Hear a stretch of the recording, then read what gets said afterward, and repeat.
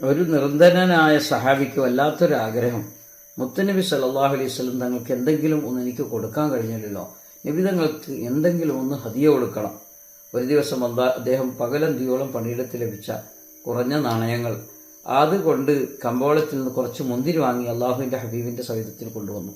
അള്ളാഹുവിൻ്റെ ഹബീബ് സല്ലല്ലാഹു അലൈഹി വസല്ലം അത് സന്തോഷപൂർവ്വം കൈപ്പറ്റിയിട്ട് അതിൽ നിന്നെടുത്ത് ഭക്ഷിച്ചു. മുന്തിരിയായിരുന്നു.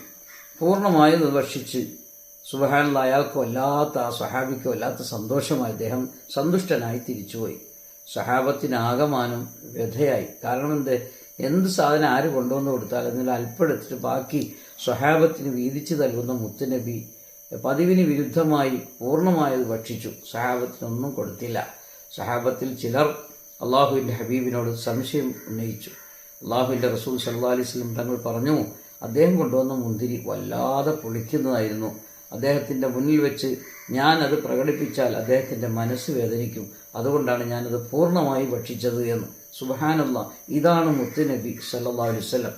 ഒരു ചെറിയ വീഴ്ചകളിൽ പോലും മനുഷ്യനെ അവമതിക്കാനും അപഹസിക്കാനും ട്രോളാനും ഒരുമ്പെട്ട് നിൽക്കുന്ന അസുരകാലത്ത് തിരുനബി സല്ലല്ലാഹു അലൈഹി വസല്ലം തങ്ങളിൽ മാതൃകയുണ്ട്. അള്ളാഹുവിൻ്റെ ഹബീബിനെ പ്രണയിക്കാൻ, അവിടുത്തെ അനുധാവനം ചെയ്യാൻ നമുക്ക് റബ്ബ് തൗഫീക്ക് ചെയ്യട്ടെ. അസ്സലാമു അലൈക്കും വറഹ്മത്തുള്ളാഹി.